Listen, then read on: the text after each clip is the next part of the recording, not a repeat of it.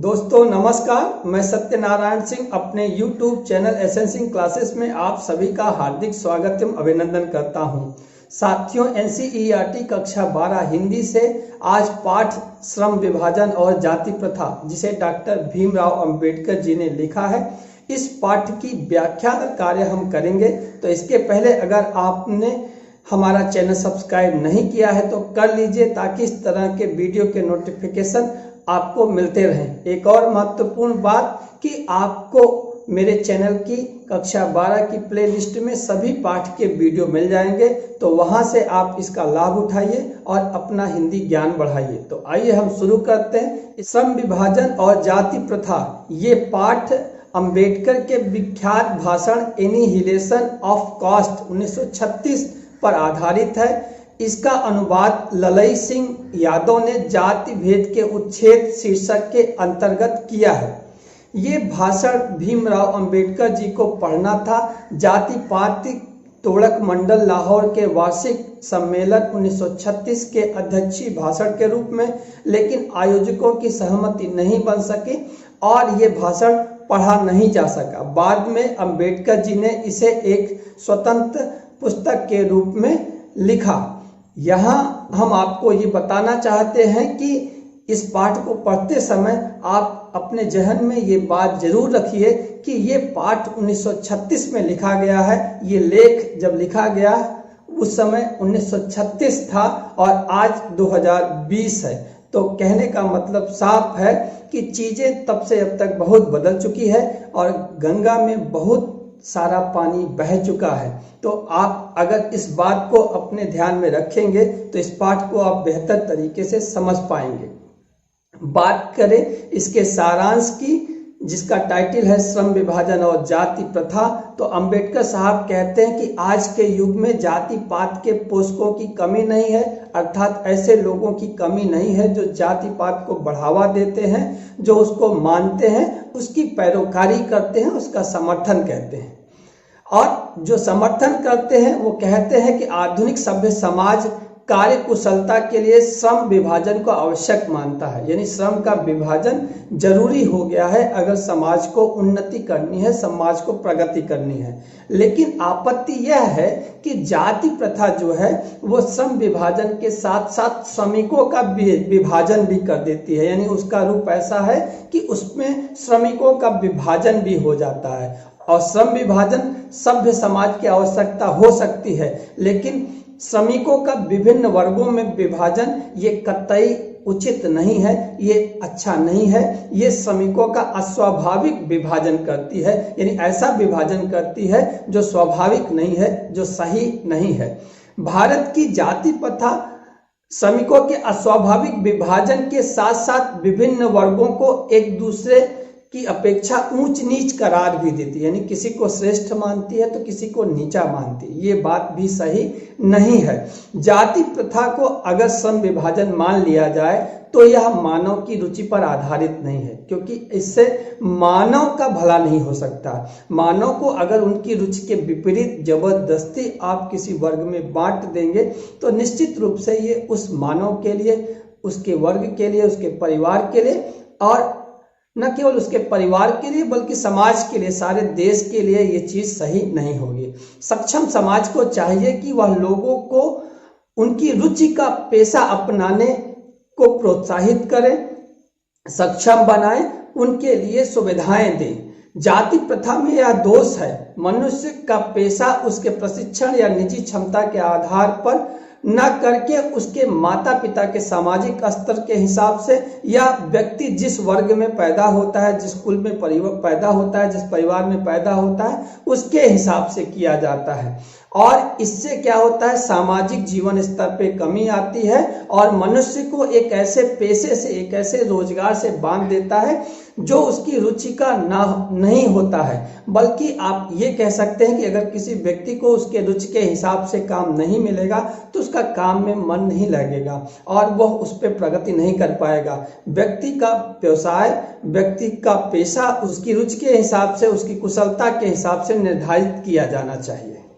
ऐसी दशा में जब उद्योग धंधों की प्रक्रिया और तकनीक में परिवर्तन होता है तो उस व्यक्ति के लिए, परिवार के लिए भूखों मरने की नौबत आ जाती है। और हिंदू धर्म में पेशा बदलने की अनुमति नहीं होने के कारण कई बार बेरोजगारी की समस्या भी उत्पन्न हो जाती है। आप कह सकते हैं कि अगर उस रोजगार में व्यक्ति का गुजारा नहीं चल रहा है और वो पेशा बदलना चाहे तो जाति प्रथा उसे पेशा बदलने के लिए कहती नहीं है। जी हाँ, एक बार और ध्यान में रखिएगा कि ये 2020 है और हम बात कर रहे हैं 1936 की। कहीं कहीं ये बातें आज भी लागू होती हैं, लेकिन अधिकांशतः नहीं लागू होती हैं। जाति प्रथा का श्रम विभाजन मनुष्य की स्वेच्छा पर निर्भर नहीं करता, उसकी अपनी इच्छा पर डिपेंड नहीं करता, उसके अपने कौशल पर डिपेंड नहीं करता, बल्कि वो किस समाज में पैदा हुआ है, किस कुल में पैदा हुआ है, इस पे जो है निर्भर करता है। व्यक्तिगत रुचि और भावना का कोई स्थान नहीं होता है। ऐसी स्थिति में लोग काम में अरुचि दिखाते हैं और आर्थिक पहलू की दृष्टि से वो कमजोर हो जाते हैं, क्योंकि मनुष्य की स्वाभाविक प्रेरणा और रुचि आत्मशक्ति को दबाकर उन्हें स्वाभाविक नियमों में जकड़कर निष्क्रिय बना देती है, यानी उन्हें पंगु कर देती है, उन्हें बेकार कर देती है। सीधी सी बात है, अगर किसी व्यक्ति की रुचि नहीं होगी उसके पेशे में तो वह उस पेशे में कैसे उन्नति कर पाएगा। दूसरा इसमें टाइटल है मेरी कल्पना का आदर्श समाज। तो डॉक्टर अंबेडकर की कल्पना का आदर्श समाज क्या है, इसमें उन्होंने बताया है कि आदर्श समाज में 3 तत्व अनिवार्य रूप से होने चाहिए। पहला, समानता होनी चाहिए, यानी सभी समान हैं हर दृष्टि से। दूसरा, स्वतंत्रता, कोई भी व्यक्ति किसी भी तरह का रोजगार या पेशा अपना सकता है, अपनी इच्छा के अनुसार कार्य कर सकता है। और तीसरी, बंधुता। इन तीनों चीजों की पैरवी करते हैं। लेखक का आदर्श समाज स्वतंत्रता, समता व भ्रातृत्व पर आधारित होगा। यानी कह सकते हैं कि जो समाज होगा उसकी आधारशिला या जो भूमिका होगी वो स्वतंत्रता पे आधारित होगी, समता पे आधारित होगी और भ्रातृत्व पे आधारित होगी। यानी कह सकते हैं कि समाज में गतिशीलता होनी चाहिए, जड़ता नहीं होनी चाहिए, समाज रुका हुआ नहीं होना चाहिए, समाज परिवर्तन एक्सेप्ट कर सके, उसको ग्रहण कर सके, ऐसा होना चाहिए। कोई भी परिवर्तन समाज में आसानी से प्रसारित हो जाए ऐसा होना चाहिए। ऐसे समाज में सबका सब कार्यों में सहभाग होना चाहिए, सबको समान संपर्क, साधन और अवसर मिलने चाहिए। व्यक्ति अवसर मिलने के मामले में सबकी बराबरी कर सके और सबको शिक्षा मिले, सबको स्वास्थ्य मिले, यही लोकतंत्र है। लोकतंत्र मूलतः सामाजिक जीवनचर्या की एक रीति व समाज के सम्मिलित अनुभवों के आदान प्रदान का नाम है। यानी लोकतंत्र है क्या? एक सम्मिलित अनुभवों का आदान प्रदान है, एक सामाजिक जीवनचर्या है, एक सामाजिक सहभाव है, एक सामाजिक सहकार है। आवागमन, जीवन व शारीरिक सुरक्षा की स्वाधीनता, संपत्ति, जीविकोपार्जन के लिए जरूरी औजार व सामग्री रखने के अधिकार की स्वतंत्रता पर किसी को कोई आपत्ति नहीं होती, परंतु मनुष्य के सक्षम और प्रभावशाली प्रयोग की स्वतंत्रता देने के लिए लोग तैयार नहीं होते। ऐसा क्यों? क्योंकि इससे उन्हें व्यवसाय चुनने की स्वतंत्रता देनी होगी और इस स्वतंत्रता के अभाव में व्यक्ति दास्ता में यानी गुलामी में जकड़ा रहेगा। दास्ता या गुलामी केवल कानूनी नहीं होती कि केवल कानून के रूप से ही कोई व्यक्ति गुलाम होगा या गुलाम बनाया जा सकता है या उसे जेल में डाला जा सकता है, बल्कि वहां भी जहां कुछ लोग दूसरों द्वारा निर्धारित व्यवहार व कर्तव्यों का पालन करने के लिए विवश होते हैं, यानी समाज या दूसरे लोग उसके लिए निर्धारित कर देंगे कि आप यही व्यवहार करेंगे, आप यही काम करेंगे। समता के जो आलोचक हैं वो कहते हैं कि सभी मनुष्य बराबर नहीं होते हैं। यह सत्य होते हुए भी महत्व नहीं रखता है, क्योंकि जब आप एक समाज की बात करते हैं तो वहां पे समता की बात की जानी चाहिए। वहां पे प्रत्येक व्यक्ति एक दूसरे के बराबर होता है। यह कह सकते हैं हम कि ये समता का नियामक सिद्धांत है कि मनुष्य की क्षमता 3 बातों पर निर्भर करती है: शारीरिक वंश परंपरा, सामाजिक उत्तराधिकार, मनुष्य के अपने प्रयत्न। इन तीनों दृष्टियों से मनुष्य समान नहीं होते, परंतु क्या इन तीनों कारणों से व्यक्ति से असमान व्यवहार करना चाहिए? बिल्कुल नहीं करना चाहिए। यानी आप कह सकते हैं कि किसी भी व्यक्ति से असमान व्यवहार नहीं करना चाहिए। हमारा कानून, हमारा संविधान सबके लिए एक समान होना चाहिए। असमान प्रयत्न के कारण असमान व्यवहार अनुचित नहीं है, परंतु हर व्यक्ति को विकास करने का अवसर मिलना चाहिए, सबको रोजगार का अवसर मिलना चाहिए। और अंबेडकर जी का मानना है कि उच्च वर्ग के लोग उत्तम व्यवहार के मुकाबले में निश्चय ही जीतेंगे, क्योंकि उत्तम व्यवहार का निर्णय भी संपन्नों को ही करना होगा। वे ही डिसाइड करेंगे कि उत्तम व्यवहार क्या है, उसकी सीमा क्या है, उसकी परिभाषा क्या है। प्रयास मनुष्य के वश में है, परंतु वंश व सामाजिक प्रतिष्ठा उसके वश में नहीं है, क्योंकि कोई व्यक्ति ये डिसाइड नहीं कर सकता, ये निश्चित नहीं कर सकता कि वह कहाँ जन्म लेगा। और वंश और सामाजिकता के नाम पर जो असमानता की जाती है वो अनुचित है।